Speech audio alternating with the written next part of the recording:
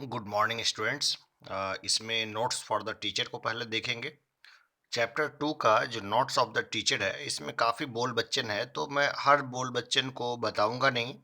बशर्ते इसमें कुछ बेसिक चीज़ें बता दूं जो मैं इस चैप्टर में बताऊंगा। तो सबसे पहले जो sectors of the Indian economy है, उसको बताने की बात बोल रही है, और उसको कैसे बताना है स्टूडेंट्स को, उसके बारे में इन्होंने लंबा चौड़ा जो है वो लिख रखा है। और बच्चों को बताना कि प्राइवेट सेक्टर क्या होता है, पब्लिक सेक्टर क्या होता है, फॉर्मल सेक्टर क्या होता है, इनफॉर्मल सेक्टर क्या होता है, और प्राइमरी, सेकेंडरी और टर्सरी सेक्टर्स जो है उसके बारे में कैसे समझाना है, कैसे बताना है, और कैसे उनको उससे कनेक्ट करना है। ये सारी बातें जो है इसमें दी गई है। तो मैं इसमें लाइन बाय लाइन जो है वो अभी नहीं बताने के मूड में हूँ। वैसे मैं लाइन बाय लाइन बताऊंगा, हो सकता है क्लासरूम में बताऊं, या वैसे जो स्टूडेंट्स जो काफ़ी कमज़ोर होंगे, जो अपने आप को कमज़ोर महसूस करेंगे कि नहीं सर नहीं समझ में आ रहा, या हम कनेक्ट नहीं कर पा रहे, या फिर हम तो हिंदी मीडियम टाइप के बच्चे हैं और इंग्लिश में नहीं लिख पा रहे, लेकिन मेरी मजबूरी है कि हम इंग्लिश मीडियम में पढ़ें, तो उन बच्चों को मैं लाइन बाय लाइन बताऊंगा, और इतना बता दूंगा कि वो बच्चे जब एग्ज़ाम देंगे तो 90% तक स्कोर बहुत आराम से करेंगे। इस हिसाब से मैं बता दूंगा, ठीक है। तो सबसे पहले जो है सेक्टर्स ऑफ इकोनॉमिक एक्टिविटीज़ को हम लोग देखते हैं। यहाँ पर इस चित्र में हम देख रहे हैं कि ये मज़दूर जो है वो ईंट भट्टे पे काम कर रहा है, यानी कि ईंट बना रहा है। और ये रहा, ये ईंट भट्टे पे काम कर रहा है मज़दूर। ये यहाँ पर कुछ पार्सल या कुछ पेपर जैसा महिला ले रही है, और यहाँ पे कुली है, ये वर्क कर रहा है। और यहाँ पे हम देखेंगे कि ये किसान जो है वो खेतों में काम कर रहा है, और ये महिला जो है वो कपड़े को सेल आउट कर रही है, यानी बेच रही है। अब हमें बताना है कि ये कौन कौन से सेक्टर के लेबर्स हैं, या कौन कौन से सेक्टर में काम करने वाले लोग हैं। सबसे पहले मैं बता दूं कि कौन कौन सा सेक्टर हमारे पास होता है। इसका जो वेरी फर्स्ट क्लास है उसमें मैंने बताया हुआ है कि प्राइमरी सेक्टर क्या होता है, सेकेंडरी सेक्टर क्या होता है, और टर्सरी सेक्टर क्या होता है। प्राइमरी सेक्टर हो गया हमारा एग्रीकल्चर। एग्रीकल्चर इसलिए प्राइमरी सेक्टर है क्योंकि बाकी जो भी सेक्टर हैं वो सीधे डिपेंड करते हैं किस पर, प्राइमरी सेक्टर पे। प्राइमरी यानी प्राथमिक, प्राथमिक क्षेत्र भी बोलेंगे हिंदी में। तो प्राइमरी सेक्टर में हमारा क्या आ गया, एग्रीकल्चर आ गया। सेकेंडरी सेक्टर में हमारा क्या आ गया, मैन्युफैक्चरिंग आ गया। तो मैन्युफैक्चरिंग में क्या हो गया, जो प्राइमरी सेक्टर से चीज़ों लेकर के जो हम कोई सामान बनाते हैं तो वो हो गया हमारा मैन्युफैक्चरिंग। और टर्सरी सेक्टर में क्या होगा हमारा, सर्विस। तो पहले इन चीज़ों को हम लोग थोड़ा विस्तार से समझेंगे। जैसे यहाँ पर हम लोग देख रहे हैं कि ये हमारा ईंट भट्टा जो बना रहा है, ये हमारा क्या कर रहा है, तो ये मैन्युफैक्चरिंग कर रहा है। क्या मैन्युफैक्चरिंग कर रहा है, तो ईंट, ब्रिक्स, ब्रिक्स का मैन्युफैक्चर कर रहा है। तो क्या है वो, सेकेंडरी सेक्टर हो गया। ये हम कुली है, ये कुली है, सामान ढो रहा है, किसी चीज़ का प्रोडक्शन तो कर नहीं रहा। तो क्या हो गया, ये टर्सरी सेक्टर हो गया, यानी कि सेवा दे रहा है। कुली क्या कर रहा है, सेवा कर रहा है। मैं क्या कर रहा हूँ, मैं सर्विस दे रहा हूँ, सेवा दे रहा हूँ। टीचिंग क्या है, टीचिंग सर्विस है, मेडिकल सर्विस है। डॉक्टर क्या करते हैं, कुछ बनाते तो नहीं है, तो वो क्या करते हैं, सेवा देते हैं, सेवा क्षेत्र हो गया। ये खेतों में काम करना क्या हो गया, प्राइमरी सेक्टर। और ये जो कपड़े पे काम हो रहा है, ये क्या है, ये भी हमारा सर्विस सेक्टर ही है। ये भी मैन्युफैक्चरिंग तो है नहीं, तो क्या है, हमारा सर्विस सेक्टर है। तो इसको डिटेल से हम लोग जो है वो समझेंगे। अब हम लोग जो है different kinds of economic activities को देखेंगे। जैसे कि प्राइमरी सेक्टर हमारा कौन कौन सा हो गया, एग्रीकल्चर हमारा प्राइमरी सेक्टर हो गया। डेयरी हमारा जो है वो भी हमारा प्राइमरी सेक्टर हो गया, यानी खेती तो हम करते ही करते हैं। साथ में जो डेयरी यानी कि मिल्क प्रोडक्ट करते हैं वो भी हमारा प्राइमरी सेक्टर हो गया। कॉटन उगाते हैं तो वो भी खेती में आ गया, प्राइमरी सेक्टर हो गया। प्राथमिक क्षेत्र वो हुआ जिसमें कि हम डिपेंड करते हैं नेचुरल और बायोलॉजिकल प्रोसेस के ऊपर में। जैसे कि खेत में हमने बीज डाला, इसके बाद प्रकृति हम पर मेहरबान रहती है और बहुत अच्छा प्रोडक्शन होता है। उसी तरह जब हम लोग डेयरी में वर्क करते हैं तो क्या देखते हैं कि गाय भैंस को हमने खाना दे दिया और बायोलॉजिकल प्रोसेस के जरिए वो बन जाता है, वो दूध बन जाता है, तो हम उसमें ज़्यादा दिमाग नहीं लगाते। सेकेंडरी सेक्टर में हमारा हो गया जैसे कपड़े का मैन्युफैक्चरिंग, कार का मैन्युफैक्चरिंग, पर्स का मैन्युफैक्चरिंग, या कोई भी जो मैन्युफैक्चर्ड गुड्स हो गया, कोई भी कुर्सी बनाना, कुछ भी हो गया जिसमें कुछ बन रहा हो, ठीक है ना, तो उसको हम लोग क्या बोलेंगे, सेकेंडरी सेक्टर। और टर्सरी सेक्टर हमारा हो गया जैसे कि माल ढुलाई हो गया, टीचिंग हो गया, और जैसे कि बहुत सारे काम हैं, जैसे कि हम फ़ोन से किसी से बात कर रहे हैं तो ये भी क्या हो गया, एक तरह की सर्विस हो गई, ये सर्विस सेक्टर हो गया, ठीक है। तो ये बेसिक चीज़ें हैं जो हमने यहाँ पर देखी, और इसी को जो है विस्तार में इस चैप्टर में बताया गया है कि प्राइमरी सेक्टर क्या है, सेकेंडरी सेक्टर क्या है, और टर्सरी सेक्टर क्या है। तो हम लोग देखते हैं कि जो प्राइमरी, सेकेंडरी और टर्सरी सेक्टर है, ये तीनों मिलकर इनका जो प्रोडक्ट होता है, फाइनल गुड्स होता है, जो इकोनॉमी में कंट्रीब्यूट करता है, तो वो मिलके हमारे देश का क्या बनता है, तो वो बनता है हमारे देश का ग्रॉस डोमेस्टिक प्रोडक्ट, जीडीपी। अब जीडीपी कैलकुलेशन कैसे होती है, और जीडीपी का क्या इम्पोर्टेंस है हमारे देश के डेवलपमेंट में, ये सब भी हम लोग देखेंगे। सबसे पहले तो ये देखते हैं कि एक किसान ने आटा उगाया, ठीक है। अब आटा जिस किसान ने उसको उगाया, तो उस आटे को वो किसी, या तो वो डायरेक्ट बेच देगा, या तो गेहूं बेच देगा, नहीं तो उसका आटा बना के बेचेगा। अगर वो डायरेक्ट गेहूं बेच देता है तो उसका कोई ज़्यादा मीनिंग नहीं है, सिग्निफिकेंट मीनिंग नहीं है। लेकिन अगर उसने गेहूं किसी को बेचा, जिसका आटा बना के उसने उसके बिस्किट्स बनाए, और बिस्किट्स बना के जब आम लोगों को बेचा, तो बिस्किट्स क्या हो गया, फाइनल गुड्स हो गया। तो बिस्किट के ऊपर में कुछ टैक्स लगता है, ठीक है। तो बिस्किट के ऊपर जो टैक्स लगा, वो टैक्स से क्या हुआ, उस टैक्स से क्या हुआ कि आम लोगों को वो टैक्स देना पड़ा, और उससे गवर्नमेंट के जीडीपी में वो पैसा गया, यानी गवर्नमेंट की कमाई हुई उससे। और गवर्नमेंट की कमाई हुई तो गवर्नमेंट खर्च करती है ना, जैसे कि हेल्थ में खर्च करती है, डिफेंस में खर्च करती है, एजुकेशन में खर्च करती है, रोड बनाने से लेके बहुत सारे काम हैं गवर्नमेंट के जिसमें उसको खर्च करती है। अब इसमें इकोनॉमिक एक्टिविटीज़ है, इकोनॉमिक एक्टिविटीज़ है, ये देख लेना एक बार, है ना। मैं वैसे बताऊंगा, क्लासरूम में आऊँगा तो मैं थोड़ा डिटेल से बताऊंगा, लेकिन यहाँ पर है जो बाकी लोग जो देख रहे हैं वो भी। अब इसमें इस वर्कआउट में बताना है कि कौन कौन सा काम करता है, प्राइमरी सेक्टर में कौन, सेकेंडरी सेक्टर में कौन, टर्शियरी सेक्टर में कौन, तो ये बताना है कि क्या है, कैसे है। वैसे मैं कोशिश करूँगा कि इतने अच्छे तरीके से यहीं बता दूँ कि बहुत कम समस्या है, चैप्टर जब पढ़ो तो बहुत कम समस्या है। कभी झिझकना नहीं, कुछ भी पूछने के लिए मैं हमेशा अवेलेबल हूँ बताने के लिए। अब हम लोग जो है यहाँ पर देखते हैं, तीनों सेक्टर को कंपेयर करना है, ठीक है ना। तीनों सेक्टर को कंपेयर करना है कि तीनों सेक्टर में से किसमें कितनी किसमें कितनी कमाई होती है गवर्नमेंट को, किसमें कितना पोटेंशियल है। मैं यहाँ बता दूं कि एग्रीकल्चर सेक्टर पे कोई किसी किस्म का जो है वो टैक्स नहीं लगाया जाता है। एग्रीकल्चर सेक्टर जो भारत का है वो टैक्स फ्री है, क्योंकि ऐसे भी भारत में बहुत सारे किसान जो है वो कर्ज के बोझ तले दब के आत्महत्या कर लेते हैं। तो एग्रीकल्चर तो बहुत ज़्यादा बेनिफिट का चीज़ नहीं है, लेकिन इसमें हमारे देश की ज़्यादातर जनसंख्या इसमें लगी हुई है, जो आगे हम लोग टेबल्स में देखेंगे। टेबल्स काफ़ी बढ़िया से बताया गया है, ठीक है ना। इसमें कैलकुलेशंस बताया गया है कि कैसे हम लोग जानेंगे कि इसमें कितनी इनकम हुई और कैसे कैसे हुई, तो हम लोग उसको देखेंगे।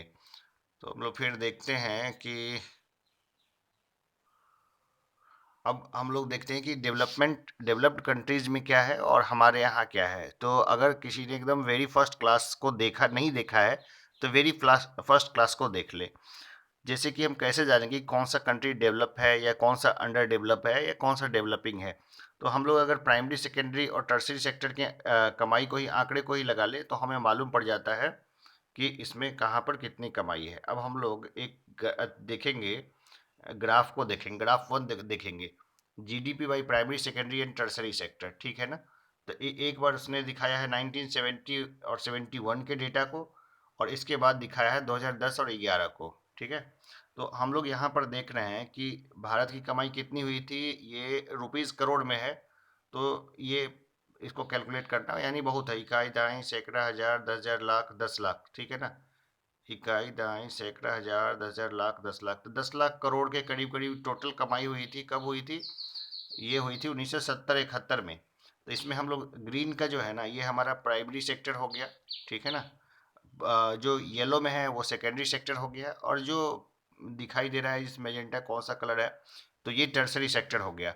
तो हम देखते हैं 1970-71 में प्राइमरी सेक्टर जो है उसका कंट्रीब्यूशन ज़्यादा था, सेकेंडरी सेक्टर का कम था, और टर्सरी सेक्टर का जो है वो थोड़ा सा ज़्यादा था लेकिन प्राइमरी सेक्टर से कम था। फिर हमारी इकोनॉमी ग्रो होती है 2010-11 में, देखते हैं कि प्राइमरी सेक्टर में हमारे जो है बहुत ज़्यादा ही कम कमाई है, सेकेंडरी सेक्टर जो है वो प्राइमरी सेक्टर से थोड़ा ज़्यादा है, यानी मैन्युफैक्चरिंग में कमाई अच्छी हो रही है, और टर्सरी सेक्टर जो है ये सबसे ज़्यादा कंट्रीब्यूट कर रहा है। मैंने क्लासरूम में बताया भी था, सबका परसेंटेज भी बताया था कि कितना कितना कंट्रीब्यूशन होता है। ठीक है, तो हम लोग देखते हैं कि धीरे धीरे जो है 1970-71 के बाद जो है, और मतलब टर्सरी सेक्टर का जो है कंट्रीब्यूशन वो बढ़ता गया हमारे देश में। और अब हम लोग देखते हैं share of sectors in GDP percentage, जो सेक्टर्स जो है उनका जीडीपी में क्या परसेंटेज है। 1970-71 का देख लेते हैं और 2010-11 का देख लेते हैं। तो 1970-71 में जो था, हम ग्रीन को देखते हैं, यानी प्राइमरी सेक्टर जो है उसका कंट्रीब्यूशन जो है जीडीपी में वो लगभग 45% के अप्रॉक्स है। ये देखिए यहाँ 40% है ना, तो ये 45% के अप्रॉक्स उसका हो गया। और इसके बाद जो है बाकी का भी कैलकुलेशन देख लेते हैं, और लेकिन 2010-11 में देखते हैं कि प्राइमरी सेक्टर जो है वो हमारा हार्डली जो है वो 15% से कुछ ऊपर जो है वो जा रहा है, 16-17% है प्राइमरी सेक्टर का कंट्रीब्यूशन। मैंने उसको क्लासरूम में बताया था, वेरी फर्स्ट क्लास है, उसको देख लेना। अब एक और गजब की चीज़ हम लोग देखेंगे, shares of sectors in employment percentage. अब अलग अलग सेक्टर एम्प्लॉयमेंट कितना देता है, हमने देखा कि भाई टर्सरी सेक्टर है उसमें वो जीडीपी में उसका कंट्रीब्यूशन ज़्यादा है, लगभग 65% के अप्रॉक्स जो है कंट्रीब्यूशन है टर्सरी सेक्टर का। लेकिन हम लोग देखते हैं कि प्राइमरी सेक्टर जो है, और 1977 70 और 71 में ये लगभग जो है 72% लोगों को रोजगार देता था ना ये प्राइमरी सेक्टर। लेकिन अब 2009-10 का हम लोग देखें तो अभी भी लगभग जो है 55% जो है 55% लोग, और अभी 2020 में भी लगभग 50% लोग जो है वो प्राइमरी सेक्टर में लगे हुए हैं। ठीक है ना, प्राइमरी सेक्टर में इतने लोगों की ज़रूरत नहीं है लेकिन वो प्राइमरी सेक्टर में ऐसे ही लगे हुए हैं। इसको क्या बोलेंगे, इसको अंडर एम्प्लॉयमेंट बोलेंगे। जैसे 5 लोग मिल के अगर किसी खेत में 1 टन अनाज उपजा लेते हैं, तो उसी में अगर 7 लोग भी हो जाएं तो वो प्रोडक्शन तो 1 टन ही रहना है, 10 लोग हो जाएं तो भी प्रोडक्शन 1 टन ही रहना है।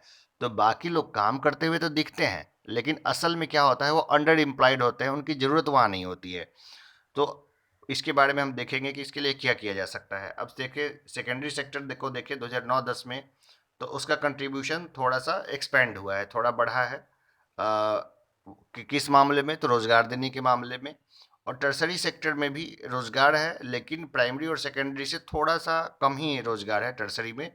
तो टर्सरी सेक्टर जो ज़्यादा मात्रा में हमें कमा करके देता है, हमारे जीडीपी में ज़्यादा कंट्रीब्यूट करता है, उस सर्विस सेक्टर में काम करने वाले लोगों की संख्या कम है, और जीडीपी में उसका परसेंटेज क्या है, वो ज़्यादा है। ठीक है, समझ में आई बात। सर्विस सेक्टर क्या है, सर्विस सेक्टर मैं टीचिंग कर रहा हूँ, क्या है, सर्विस सेक्टर है। तो अंडर एम्प्लॉयमेंट का कॉन्सेप्ट जो है यहाँ पे, अंडर एम्प्लॉयमेंट का कॉन्सेप्ट अच्छे से बताया गया है। तो वो क्या चीज़ है, जैसे कि एग्जांपल दिया गया है कि एक लेबर है जो अपने खेतों में मतलब काम करती है, साथ में उसके फैमिली के अदर लोग भी काम करते हैं, और सब मिलके जो काम करते हैं तो मिलके इतना नहीं कमा पाते जिससे कि उनका बहुत अच्छा से गुजारा हो सके। लेकिन अगर उसी में से कोई दो उसके बच्चे किसी एक किसान, बड़े किसान के यहाँ काम करने चले जाएं तो उनको कुछ अतिरिक्त आय होने लगती है, या फिर वो कहीं और कोई काम पकड़ ले तो, या कोई फॉर्मल या इनफॉर्मल सेक्टर में काम करने लग जाएं तो उनको कुछ और इनकम होने लगती है। फिर अगर वो सिंचाई की सुविधा उपलब्ध नहीं है उसकी खेतों पे, गवर्नमेंट डैम बना दे, उसको कुछ लोन मुहैया करा दे और तब वो खेती करने लगे तो कुछ प्रोडक्शन उसका अच्छा हो जाएगा, फिर उनकी लाइफ स्टाइल क्या है वो अच्छी हो जाएगी। और इस तरह से एक प्रॉपर मैनेजमेंट का सिस्टम जो है इन्होंने बताया गया है कि कैसे हम लोग अपने यहाँ से अंडर एम्प्लॉयमेंट को ख़त्म करें। ठीक है ना, बस चलो, तो ये जो क्वेश्चन है, ये क्वेश्चन खुद करके देखना, share of primary sector in GDP and employment वगैरह 1970-71 2010-11। क्लासरूम में मैं बताऊँगा, लेकिन मैं कोशिश करूँगा कि सब लोग पहले खुद ही बना के देखो। चलो ये होमवर्क समझ लो, है ना? ये वाला जो है, ये होमवर्क है, इसको बताना। सारे चार्ट हैं वो दिख जाएँगे। और इसका जो पीडीएफ है, चूँकि ये मैंने एनसीईआरटी का लिया है, तो एनसीईआरटी का पीडीएफ भी नीचे डिस्क्रिप्शन बॉक्स में मैं डाल दूँगा। किसी को भी चाहिए, लॉकडाउन के कारण हो सकता है कि सबके पास किताबें ना गई हो, या हो सकता है घर पे सुस्त पड़े हों, तो यहाँ नीचे से जो है ना डिस्क्रिप्शन बॉक्स में पड़ा होगा तो वहाँ से ले लेना। बाकी जो ग्रुप होगा तो मैं ग्रुप में भी ये किताबें मैं डाल दूंगा। घर बैठे आराम से पढ़ सकते हो, कोई दिक्कत नहीं है। ठीक है। अब ये है कि हम लोग more employment, how to create more employment, ठीक है ना? इसके ऊपर में सारा चीज़ दिया हुआ है। जैसे लक्ष्मी की कहानी है कि लक्ष्मी कैसे वर्क करती है और कैसे आ, सारा सिस्टम है। जैसे पहले एक खेत है, उसमें एक ही फसल आती है। अगर उसमें सिंचाई की सुविधा हो जाए तो 2 से 3 फसल ले सकती है। गवर्नमेंट के कैसे योगदान है, और कैसे जो है वो अपने किसी और लोग को और कहीं काम पे लगा दे तो कैसे ग्रोथ होगा, और लोन वोन कैसे मिलेगा, इस सब के बारे में काफ़ी कुछ दिया हुआ है। तो हम लोग उसको देखेंगे। तो अब देखते हैं, जैसे खेतों में भी लोग जो है ना गुड़ मेकिंग करते हैं, ठीक है ना? मैं हरियाणा में था तो मैंने गुड़ लिया भी था इनसे। वैसे डिटर्जेंट का पाउडर रखते हैं बगल में, तो मुझे शक था कि डिटर्जेंट मिला के गुड़ मुझे दे रहे हैं। फिर भी अच्छा अब लगा तो मैंने वहाँ से गुड़ लिया था। खेतों में ही जहाँ पे गन्ने की खेती होती है, वहीं पर ये पुकपुकिया मशीन वगैरह लगा करके वहीं पे गुड़ बनाते रहते हैं वो, है ना? उसको डाल उल के बहुत सिंपल है। तो हम लोग अपने यहाँ भी गुड़ बना सकते हैं खजूर के ताड़ी वगैरह से। ठीक है, तो हम फिर आगे देखें कि जैसे अब क्या था कि सबको तो रोजगार सरकार दे नहीं सकती थी, तो उसने मनरेगा चलाया था, national rural employment guarantee programme करके उसने चलाया था। तो उसी को बाद में महात्मा गांधी इसमें जोड़ दिया, तो वो मनरेगा हो गया। तो जिसमें जो है लोगों को साल में कुछ फिक्स दिन जो है काम देने का रिवाज है। दुर्भाग्य से मनरेगा में गलत लोग भी इनरोल्ड है, और मनरेगा का जो गोल था कि लोगों को कम से कम रोजगार देना और गांव के डेवलपमेंट में शामिल करना, वो मुझे सफल होता हुआ नहीं दिख रहा है। लेकिन फाइनेंशियल इंक्लूजन, यानी कि वित्तीय समावेशन में ये बहुत ज़रूरी है। क्योंकि इसके बाद गांव के लोगों के पास जो है वो पैसा जाता है, गांव के जेब में लोगों के पास, और वो जो पैसा उनके जेब में जाता है वो कहीं ना कहीं वो खर्च करते हैं, जिससे आसपास का जो हिस्सा है वहाँ पे लिक्विडिटी बनी रहती है, यानी तरलता बनी रहती है, यानी पैसे का आवाजाही बना रहता है। पैसे का आवाजाही अगर बंद हो जाएगा तो क्या होगा? हमारे यहाँ इन्फ्लेशन आ जाएगा, मंदी जैसा आ जाएगा सिस्टम, और सब जगह समस्या होगी। हम लोग और भी कई सारे टर्म को जैसे क्लासरूम में देखेंगे। जैसे हेलीकॉप्टर मनी क्या होता है, फाइनेंशियल इंक्लूजन यानी वित्तीय समावेशन क्या होता है, और क्यूई क्या होता है यानी क्वांटिटिव ईजिंग, ठीक है ना? वो क्या होती है। तो ये हम लोग जो है देखेंगे। कब देखेंगे? क्लासरूम्स में देखेंगे। वैसे कोई भी आदमी पूछोगे तो मैं बताऊंगा, एक एक टॉपिक भी पूछोगे तो मैं बताऊंगा। ठीक है। फिर इसके बाद देखते हैं, ये होमवर्क है, इसको कर लेना बेटा, है ना? इसको कर लेना कि why do you think NREGA 2005 is referred to as right to work, है ना? काम का अधिकार, काम का अधिकार जो दिया है, या फिर रोटी का अधिकार, ये सब सब जो है हमारे पास है। सूचना का अधिकार, ये सब जानना जरूरी है। अगर हम एक अच्छे नागरिक बनना चाहते हैं तो हमारे लिए बहुत जरूरी है जानना। अब हम लोग देखते हैं, 3 सेक्टर तो हमने देख लिया, प्राइमरी सेक्टर, सेकेंडरी सेक्टर और टर्सरी सेक्टर। ये तीनों सेक्टर से ही हमारी जीडीपी कैलकुलेट होती है। ठीक है। फोर्थ सेक्टर क्या होता है ये भी मैं नहीं बताऊंगा, और वैसे वो ज़्यादा इम्पोर्टेंट भी नहीं है। तो हम लोग जो है अभी तीनों सेक्टर को देखा हमने, प्राइमरी, सेकेंडरी और टर्सरी सेक्टर। ये तीनों सेक्टर जो है वो हमारे जीडीपी में और हमारी इकोनॉमी में बेस का काम करता है। जीडीपी को अगर हम मेन आउटपुट ले, तो इन तीनों को ही 3 खंभे लेते हैं, जिन जिन खंभों पे हमारी देश की जीडीपी टिकी हुई है। अब हम लोग एक और नए तरीके का डिवीजन देखेंगे, division of sectors as organised and unorganised, ठीक है ना? ऑर्गेनाइज्ड एंड अनऑर्गेनाइज्ड सेक्टर को हम लोग देखेंगे कि ऑर्गेनाइज सेक्टर क्या होता है और अनऑर्गेनाइज सेक्टर क्या होता है, संगठित और असंगठित क्षेत्र। हम लोग प्रायः जो है न्यूज़पेपर में भी देख रहे हैं, काफ़ी कुछ देख रहे हैं। जैसे संगठित क्षेत्र हो गया जहाँ पर जो लेबर होता है ना? यहाँ पर कांता का और एक और कोई एग्जाम्पल देके बताया गया है। संगठित क्षेत्र, पहले ऑर्गेनाइज सेक्टर को देखते हैं। संगठित क्षेत्र में क्या होता है कि एक अपॉइंटमेंट लेटर मिलता है लेबर को, जिसमें टर्म एंड कंडीशन लिखी रहती है, जिसमें उनको मिलता है सीएल यानी कैजुअल लीव, जैसे साल में अगर वो नॉर्मली टीचिंग में लोग हैं तो उनको 15 दिन की छुट्टी मिलती है, और जो अदर सेक्टर्स हैं उनमें 12 दिन की छुट्टी मिलती है, कि साल में वो लीव को कभी भी ले सकते हैं। इसके अलावा कोई भी फेस्टिवल हो, कोई भी त्योहार हो तो उसमें छुट्टी मिलती है, संडे की छुट्टी मिलती है, और उनका पीएफ कटता है, यानी प्रोविडेंट फंड उनको मिलता है। इसके अलावा और बहुत तरह की मेडिकल सुविधाएं और बहुत सारी सुविधाएं उनको मिलती है, और उसमें जल्दी जॉब जाने का डर नहीं होता। ये नहीं है कि आज कल कोई बोल दे कि कल से मत आना, ऐसा नहीं होता है। तो ये हो गया हमारा ऑर्गेनाइज सेक्टर। और ऑर्गेनाइज सेक्टर में काम करने वाले लोग हैं, उनकी सैलरी जो है आज भी चालू है, इस लॉकडाउन में भी चालू है, और उनको किसी किस्म का बहुत ज़्यादा परेशानी नहीं है। परेशानी तो है लेकिन बहुत ज़्यादा परेशानी उनकी नहीं है, ऑर्गेनाइज सेक्टर में ये है। लेकिन जो अनऑर्गेनाइज सेक्टर में है, यहाँ पर एक एग्जांपल दिया गया है, जैसे यहाँ पर कांता जो है ना, वो ऑर्गेनाइज सेक्टर में काम करती है। अब यहाँ पर देखते हैं, ये कमल है। कमल क्या है, अनऑर्गेनाइज सेक्टर में है, यानी कि किसमें है, असंगठित क्षेत्र में है। तो ये क्या, एक दुकान वाले के यहाँ काम करता है। अब दुकान वाले के यहाँ काम करता है तो दुकान वाले ने इसको तो कोई रिटर्न एग्रीमेंट इसको दिया नहीं है। इसको सप्ताह में 7 दिन काम करना होता है, और किसी दिन कोई छुट्टी नहीं होती। त्योहार के दिन तो और इसका काम बढ़ जाता है, जहाँ पर लोग अपने फैमिली के साथ रहते हैं वहाँ पे भी ये जो है वो दुकान पे मिल जाएंगे, और ये हमेशा सुबह 7 बजे से लेके रात के 8 बजे तक लगातार काम करता ही रहता है।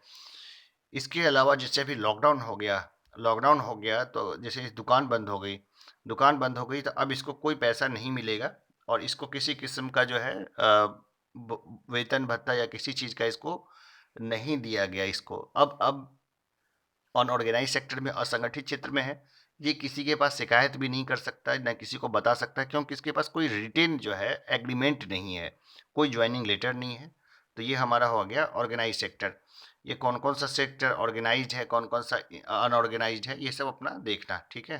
तो ये यहीं पर काफ़ी बोल बच्चन दिया है, इसी के बारे में काफ़ी कुछ बताया गया है, लेकिन काफ़ी हार्ट टचिंग है कि हमारे देश में बहुत बड़ी आबादी जो है वो इनफॉर्मल सेक्टर में काम करती है। इनफॉर्मल सेक्टर में काम करती है जहाँ पर ये जो है रोज कमाते हैं, रोज खाते हैं। एक है फॉर्मल सेक्टर, हम लोग जानते हैं, जो ऑर्गेनाइज्ड है। एक है इनफॉर्मल सेक्टर जो अनऑर्गेनाइज्ड है। तो बहुत सारे लेबर हैं जो बहुत ज़्यादा काम करते हैं, लेकिन इनको दिहाड़ी मिलती है, डेली उनको वेतन नहीं मिलता। इनकी अलग समस्याएं हैं। तो अब इसमें बताना है कि लेट्स वर्क दीज आउट। अब इसको बताना है क्या है, कैसे है ना, ये सारा चीज़ है। हर चीज़ मैं क्लासरूम में कराने की कोशिश करूँगा। एनसीईआरटी अच्छी बुक है ना। मैं वैसे किसी बुक को रिकमेंड नहीं करता, लेकिन मैंने एनसीईआरटी को बेस बना के इस लेक्चर को तैयार किया है। बाकी मेरे खुद का एक्सपीरियंसेस भी है इतने दिनों का पढ़ाने का, उसको ही। एनसीईआरटी अच्छी बुक है। वैसे जो किताबें स्कूल रिकमेंड करे या जिससे इच्छा हो पढ़ने की, उससे पढ़ना। मेरी सलाह होती है कि कोई एक ही बुक को पढ़ो, और उसको दो तीन, मतलब I+3 फॉर्मूला होता है ना, I+3, I+1+1+1, इस फॉर्मूले पे काम करोगे तो बहुत शानदार रिजल्ट आएगा, है ना। तो मैं इसके बारे में भी बताऊंगा, ठीक है। तो ये रहा बेसिक है, बेसिक चीज़ें हैं। अब इसको लेट्स रिकॉल करना है, तो देख लेना कि कौन कौन सा एक्टिविटी टीचर्स कराते हैं, कौन सा हम कराते हैं, और कैसे इसको है। पता नहीं कौन सा टीचर पढ़ाए, क्या मैं पढ़ा पाऊंगा तो मुझे अच्छा ही लगेगा वैसे तो। अब बताना है कि प्राइमरी, सेकेंडरी और टर्सरी सेक्टर क्या है, और ये सारा चीज़ें होमवर्क को समझ लो, इसको बताना, ठीक है। नहीं समझ में आए तो खुला बोलना। मैं बोलता हूँ कोई कुंजी का इस्तेमाल मत करना, और सिंपल अपने ही से कोशिश करना इसको बनाने की। अब इसको अच्छे से पढ़ लेना कि हमने क्या देखा और कैसे देखा ना। ये सारे क्वेश्चंस हैं, इसको ज़रूर बताना है। उम्मीद है कि मैंने जो बताया वो कॉन्सेप्ट जो है वो बहुत आसानी से वो क्लियर हो गया होगा, कहीं दिक्कत नहीं आई होगी। फिर भी कोई परेशानी आती है तो मैं बताने के लिए हूँ।